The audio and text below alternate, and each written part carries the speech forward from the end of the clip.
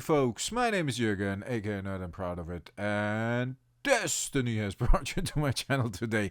Yes, it has, to add a few more cards to my sorcery set. If you don't know, I have been trying to build a sorcery set, a beta set that is, because I have been opening a couple of boosters and I want to see how long it takes me opening boosters to actually complete a set with those boosters.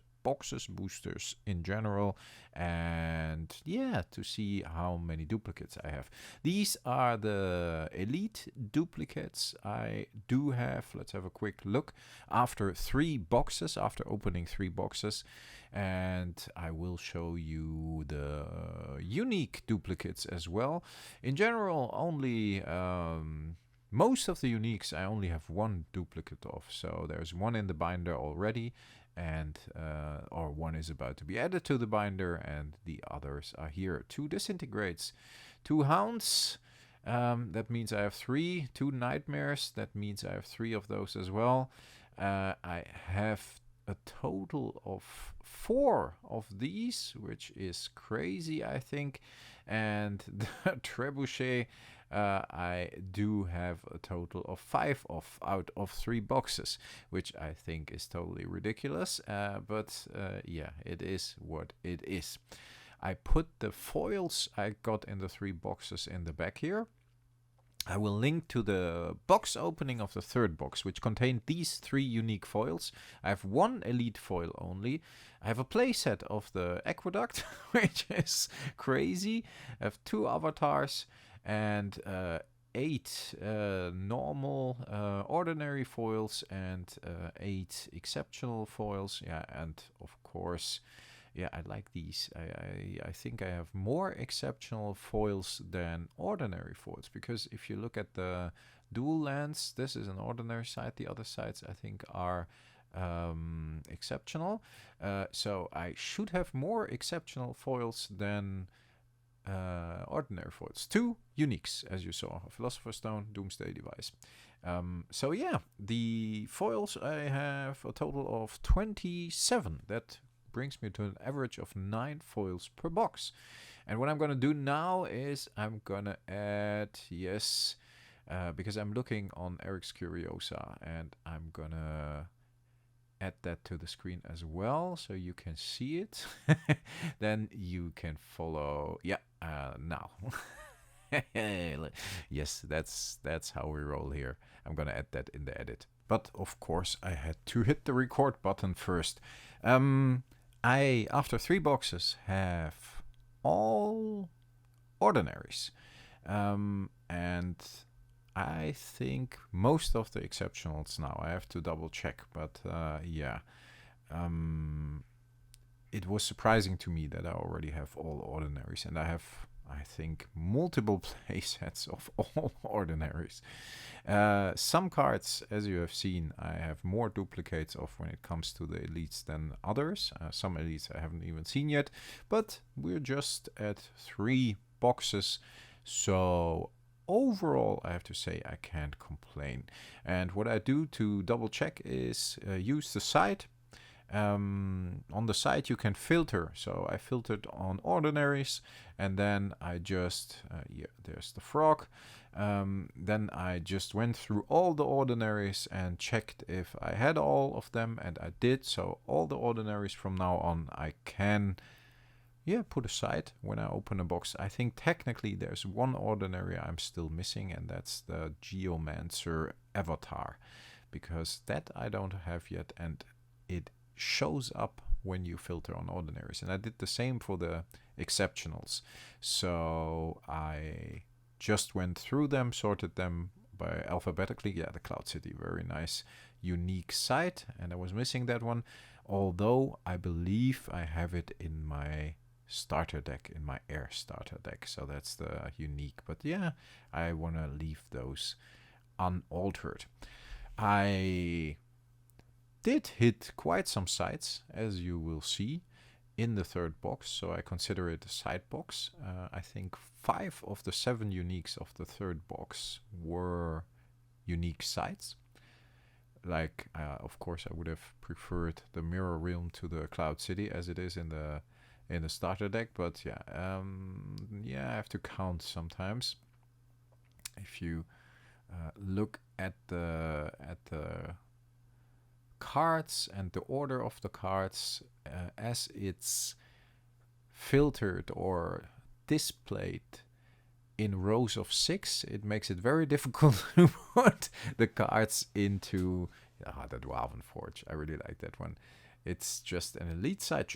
It is an elite side. But sorry, I like dwarves. Dwarven Demolition Team is one of my favorite cards all time of Magic the Gathering, and dwarves I think are very cool. I like dwarven novels. I think dwarves are awesome. Maybe because I'm so tall, and dwarves are just the opposite. Maybe that's because I like them so much. But I definitely think there have been some cool dwarves in the fantasy literature. Of course, Gimli is the most famous, but then you got the dwarf in Dragonlance as well, and you got Tungdil in Dwarfs by Marcus Heitz, which I love very much. I think it's translated into English as well. But okay, I could go on about dwarfs, but I like that side a lot. I would prefer if I could sort it by 4. That would make it a lot easier. Overall, I think I hit about 40 cards. Yeah, you see the pile in my hands. I think it were exactly 40 cards of box 3 Grandmaster Wizard. Also, I believe in the air deck or in the water deck. I'm not quite sure. In one of the starter decks. Great Wall, another one of the unique sites I do not have yet. Now, I hit 40 cards out of the 3rd box I still was missing for the set. And I will continue opening boxes because I think the concept is quite cool. I want to open every single card myself. And yeah, as long as I have boxes, I will continue open boxes. I guess in the end, of course, I will have more and more duplicates, even of exceptionals, elites, and probably of uniques as well. But it is what it is. Let's see how far we can get. I personally like to just open boxes and enjoy the cards. And I use those booster packs I'm opening to make a video series opening one short every single day in 2020. Opening one booster and making one short about that opening every single day in 2024. A couple of cards on this side have been missing, a couple of elites, even exceptionals, very nice. I think basically, except for the 2 uniques I have duplicates of, which I don't complain that I have duplicate of the Philosopher's Stone. Doomsday Device is quite cool as well. Maelstrom, or another one of those beautiful, beautiful sites. If anybody can reach out to Dan Seagrave and ask him if he can sell me the original painting, that would be nice. Mike, looking at you from Collector Art House. No, I would love to have an original of one of the aquatic, is that how you call it? One of the Dan Seagrave pictures with krakens or the sea and sailboats and so on. I love that theme. I think it's just fantastic. I would love to have one of those. Yeah, missing one here. Then we got the 4 mixes, but I only have 2. The 3rd box didn't deliver a mix, by the way. That was the first one for me that didn't deliver a mix. Which, again, I can't complain because it delivered a 2nd Philosopher's Stone and a couple of cool, unique sites amongst this one here, which is next to the Philosopher's Stone. Yeah, let's have a look at this as well. Pillar of Zyros. That is a difficult site to fill. And what am I still missing here next to the oh yeah, I got the unique foil of that one as well, but that's in the back as you saw in the beginning of the video. Many cards missing here. Let's see, I have to scroll simultaneously, but Polymorph was still missing, and then we got the Royal Bodyguard, which I think is very, very cool because I really like the Royal Assassin, and to me it is a counterpart of the Royal Assassin from Magic the Gathering, because if you have a Royal Assassin, you need a Royal Bodyguard to protect the Royals from that assassin. I like it. Where does it fit? Should be here. Yes. Yeah, and next to it there's a core, which I am still missing. And then we're already at Q, but Q should have been... Yes, I have to scroll up again. I missed that one. I put that one in the wrong order. O, P, Q, and then R. So it should be between P and R, which brings it up to here. Yes. Before the dromedar camels, or yeah, how's it called? You know what I mean. What is very interesting as well, folks, is that if you open booster packs or a booster box, you will have a lot of cards that start with an S. You can see it here. Even most of the cards, of the few cards I was still missing out of the third box, start with an S. That somehow seems to be the letter the most cards start with. I always have piles. I sort the cards alphabetically, and I went through all three boxes and I sorted all the ordinaries alphabetically, and I do split the sides and the normal spells. So yeah, that makes it a bit more easier if I want to build decks or whatever to browse through the sides. So just for the set collecting, I leave even the sides in the alphabetical order in between the normal cards.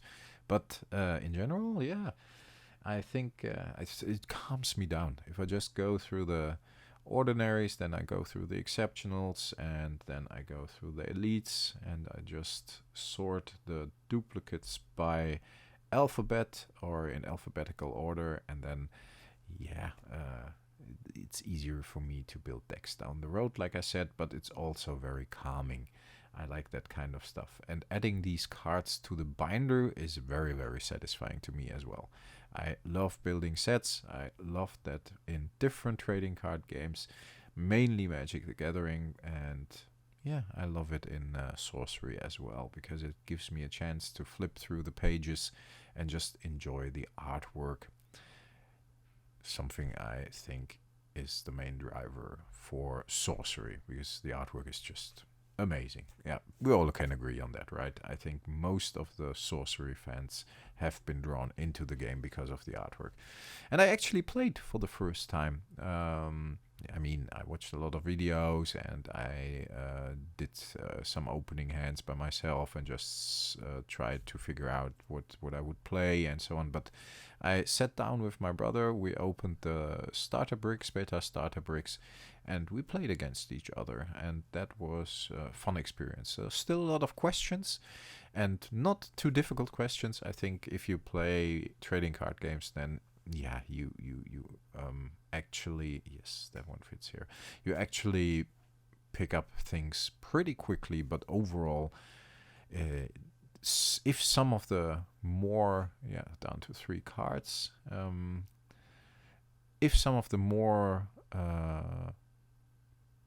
easy questions could be answered by somebody that actually knows the game, then we would have had more matches we could have played, because we were looking up stuff, and then we were looking at videos, and then in the explanation videos they played it differently than the rules were explaining, which was a bit strange to me.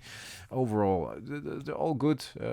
They probably have their reason, but yeah, it's some things were a bit unclear still.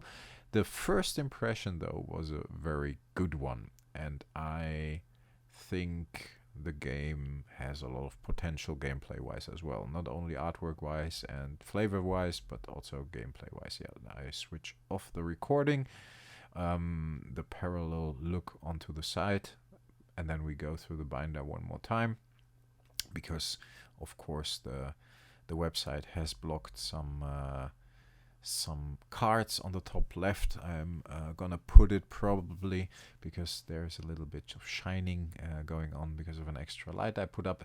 By the way, let me know in the comments if it's too dark or visible well, because I have put up a lot of lights, but as I always record in the night and the binder pages can be a bit shiny, I want to make sure that you actually enjoy the cards and enjoy flipping through the binder like I enjoy flipping through the binder, because I think it's amazing.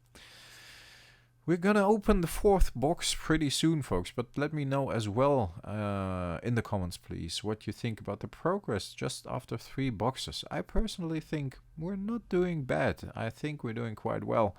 Thumbs up here, yes. And then before I end the video, I quickly want to thank all my viewers, my subs, and of course my patrons and YouTube channel members. It's with your support that this channel can stay independent and I can say whatever the fuck I want here. And if you actually made it to the end of the video, in the comment you will leave under the video, please use the code word Yoda, and then I know you actually watched the video until the end, because there are only a few people who will actually watch a 15-16 minute video, and if you're one of those few people, respect. Thanks a lot for that, and thanks a lot for listening. I talk to you next time. Stay healthy, stay frosty. Bye bye.